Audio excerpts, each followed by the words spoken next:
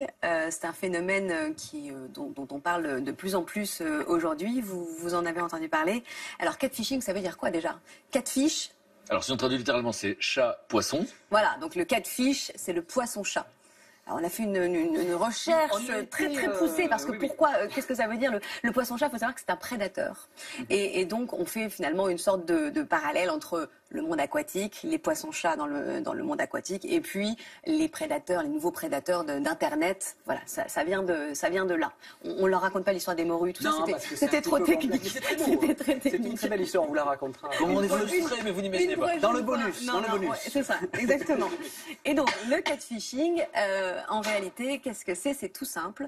On va sur les réseaux sociaux, on prend une photo, généralement une jolie photo d'une femme ou d'un homme, et on se crée un faux compte avec une fausse identité, et l'objectif étant généralement d'entretenir une relation amoureuse à distance. C'est-à-dire, je craque par exemple sur Anissé dans l'émission, j'ai envie de le séduire, je suis une téléspectatrice, je vais aller chercher par exemple une photo d'une mannequin russe très très belle, et je vais le demander, me créer un faux compte, Svetlana, je sais pas, et je vais le demander en ami sur Facebook. Évidemment, Anissé va accepter, on va commencer à parler, je vais lui envoyer d'autres photos de cette mannequin en lui disant voilà, regarde, j'ai pris cette photo ce matin au réveil. C'est très simple, parce que maintenant on voit... Mais dans le but d'obtenir quoi? Parce que le jour du rendez-vous, il va bien se rendre compte que tu n'es pas russe. Dans le but de l'attirer, et oui, mais généralement on ne se rencontre pas, ça peut durer des années. Et je voulais justement vous montrer le cas de Jessica Hunt. C'est une mannequin britannique, qui est une blogueuse, qui a 90 000 fans. Je crois que j'allais dire qu'elle a 80 ans. Je vais dire ça. Non, c'est pas mal, hein. Non, c'est vraiment elle. Sur cette photo, c'est vraiment elle. Et un jour, justement, elle découvre sa photo. Cette photo. Elle se dit, c'est bizarre, je reconnais cette robe, je reconnais cette cuisine. Et donc, et voilà, mais... C'est la même photo. Mais non, parce que toi, tu vois pas bien de là. Mais c'est pas son visage. C'est pas son visage. Hop, elle a posté, du coup, ce tweet.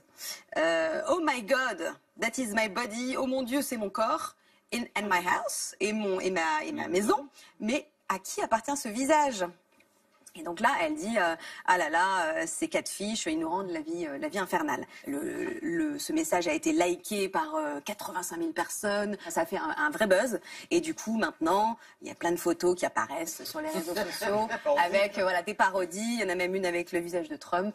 Donc voilà, ça a fait un petit buzz. Donc ça, c'est le. Bien marché quand même, un catfish. Ouais, c'est ça. Alors ça, c'est le catfish. Évidemment, cette femme-là, elle a rien perdu. On n'est pas évidemment dans le même genre de cas que le vôtre.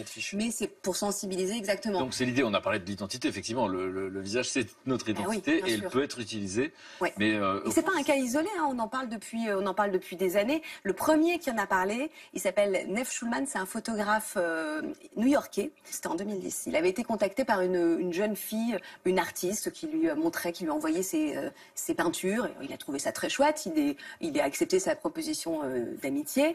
Il est entré en contact avec elle, puis aussi avec sa famille de fil en aiguille, et notamment avec sa grande sœur Meghan. Et Meghan, alors ils ont commencé à s'échanger des photos, très belle femme, et de fil en aiguille, il tombe amoureux d'elle.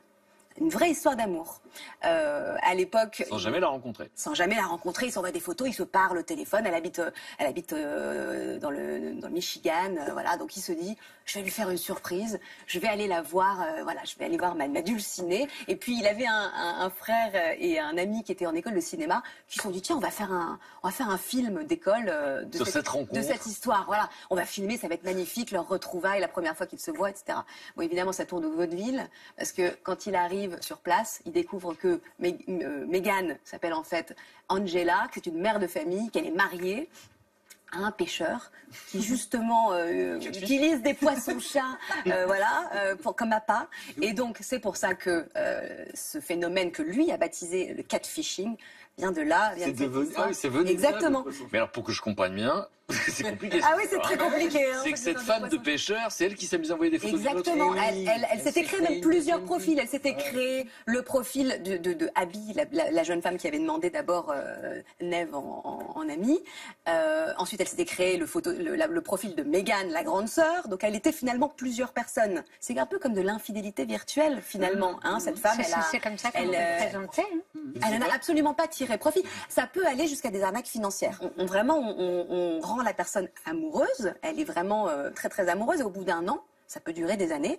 On lui dit, je suis vraiment dans le sale drap, ma mère a eu un grave problème de santé, je vais être, et les personnes envoient de l'argent. Il y a d'autres préjugés aussi. Souvent, ça se passe encore une fois dans le cercle proche.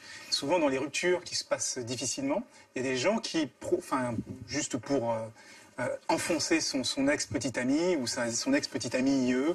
Typiquement, les montages photos, on prend une star du porno, on colle la photo de sa femme ou de son mari dessus, on la diffuse à tous ses amis parce qu'on connaît les amis, on la diffuse au boulot parce qu'on connaît le travail. Et donc, ça peut être très, très préjudiciable comme ça aujourd'hui. C'est très facile de plaquer le visage de quelqu'un sur un autre corps. C'est des choses qui se font très simplement. Une fois qu'on a lancé le soupçon, ça devient très, très difficile. Il y a des gens qui sont traités de pédophiles comme ça. Bon, il y a des choses qui peuvent être extrêmement douloureuses et vraiment difficiles. Quand on a des gens qui vous connaissent bien, parce que pour se faire passer pour quelqu'un, il faut quand même le connaître un petit peu. Et donc, ça se passe souvent dans le cercle proche. Alors, juste sur les réseaux sociaux, si on pouvait imaginer de faire comme on fait dans la vraie vie, c'est-à-dire ne fais pas ce que tu veux pas qu'on te fasse, ça serait pas mal. Parce que le nombre de bashing, etc., qui partent au départ sur un truc un peu rigolo, et ça prend une telle ampleur que ça a des conséquences, mais dramatiques. Oui, donc, essayons d'y réfléchir avant de cliquer, de dire OK ou de liker, essayons de réfléchir un peu à ce qu'on fait. Pas mal. Alors, on a parlé tout au long de cette émission, effectivement, de cette usurpation